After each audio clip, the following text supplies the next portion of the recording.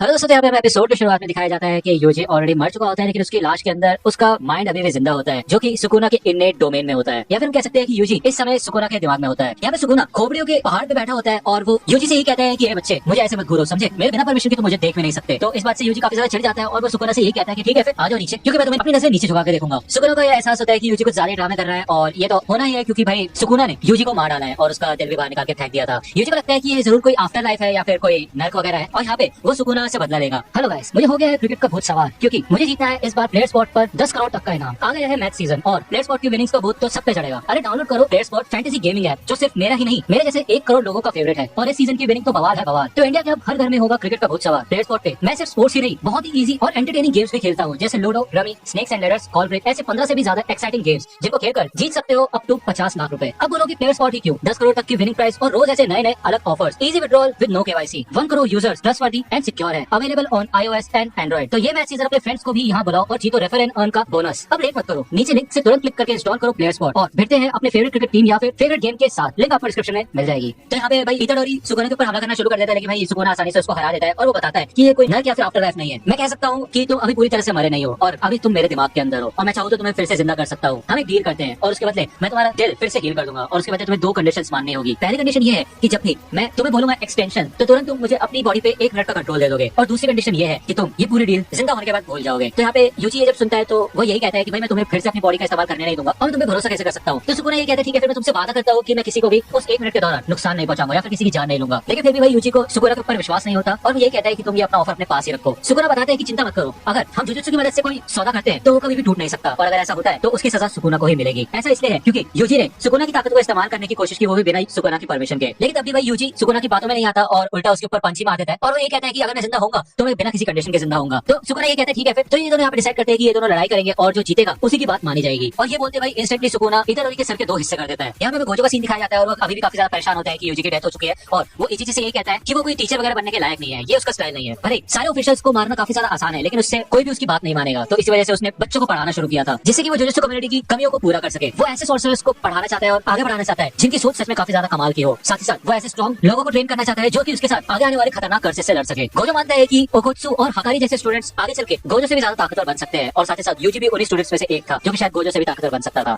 लेकिन वो अब नहीं रहा। यहाँ पे शोको होती है और वो जब यहाँ पे अपना पोस्टमार्टम भाई शुरू ही करने वाले होते हैं तभी यूजी उठ के बैठ जाता है और जिंदा हो जाता है। गोजो ये देख के काफी ज्यादा खुश होता है कि उसका स्टूडेंट जिंदा है और उसको जाके हाई फाइव देता है। और जब ये लोग यहाँ से बाहर निकलते हैं तो वो शोको से यही कहता है कि तुम रिपोर्ट्स में यही लिख के रखना कि यूजी अभी भी मरा हुआ है, क्योंकि अभी उसको हील होने की जरूरत है और साथ ही साथ उसको अपनी ताकत का इस्तेमाल करना भी आना चाहिए। तो यहाँ पे गोजो यही डिसाइड करता है कि वो यूजी को प्राइवेटली ट्रेनिंग देगा और गुडविल इवेंट पे ही सबके सामने लेके आएगा। दूसरी ओर हमें भाई सुगुरु गेटो का सीन दिखाया जाता है, जो कि यहाँ पे भाई डायनर पे बैठे होते हैं और साथ ही साथ बाकी कर्स स्पिरिट भी यहाँ पे होते हैं। उनमें से एक मेटर को पता चल जाता है कि भाई यहाँ पे कुछ तो गड़बड़ है और यहाँ पे कुछ कर्स स्पिरिट्स हैं, जो कहता है कि अगर हम सबने गोजो को मारने की कोशिश की तो क्या होगा। तो गेटो यही कहता है कि भाई गोजो बिना किसी मुश्किल के बच जाएगा और उसके बाद तुम सबको एक्सरसाइज कर देगा। लेकिन हाँ, तुम स्पेशल ग्रेड कर्स ऑब्जेक्ट प्रिज्म रेयन का इस्तेमाल कर सकते हो गोजो को हराने के लिए। ये सुन के जोगो काफी ज्यादा एक्साइटेड हो जाता है और वो यहाँ पे गर्मी पैदा करने लग जाता है। उस मेटर को समझ आ जाता है कि भाई यहाँ पे खतरा बढ़ने वाला है, तो वो भाई बॉस के पास जाता है और अपनी नौकरी छोड़ देता है और यहाँ से तुरंत भाग जाता है। तो उसका बॉस ये कहता है कि ये लोग काफी देर से बैठे हुए हैं और इसने अभी तो कोई ऑर्डर नहीं किया, तो मैं जाके देखता हूँ ये इनका चल क्या रहा है। तो जब बॉस गेटो के पास जाता है और पूछता है कि सर आप कुछ ऑर्डर करना चाहते हैं यानी, इतने में भाई उसके अंदर आग लग जाती है और वो जल के भाई वहाँ पे भस्म हो जाता है कुछ ही सेकंड्स में। यहाँ पे मौजूद सारे के सारे लोग जलने लग जाते हैं और जोगो कहता है कि मैं प्रिज्म रेयन को अपने पास रखूंगा और उसके बदले मैं गोजो को मार डालूंगा। जब जोगो भाई गेटो से पूछता है कि मेरी ताकत को अगर तुम सुकुना की ताकत से मैच करके देखोगे तो मैं कितना ज्यादा ताकतवर हूं, तो गेटो यही बताता है कि भाई अगर ताकत के हिसाब से कंपेयर किया जाए तो ऐसा लगता है कि तुम्हारे पास सुकुना की 9 से 10 फिंगर्स है, उतने ताकतवर हो तुम। दूसरी ओर हमें मेगुमी का सीन दिखाया जाता है, जो कि ताराशी की मॉम के पास आता है और उनसे माफी मांगता है कि वो उनके बेटे को बचा नहीं सके। वो उसकी बॉडी तो रिकवर नहीं कर सके, लेकिन उसके बदले वो उसके बेटे का नेम टैग लेके आते हैं, जिससे कि एटलीस्ट उसके पास उसके बेटे के कोई ना कोई तो निशानी हो। उसके तुरंत बाद भाई मेगुमी यहाँ पे बाकी स्टूडेंट्स के साथ ट्रेन करने के लिए आ जाता है। वो और नोबारा दोनों को ही क्लोज कॉम्बैट में लड़ने की ट्रेनिंग दी जा रही होती है और भाई दूसरी ओर गोजो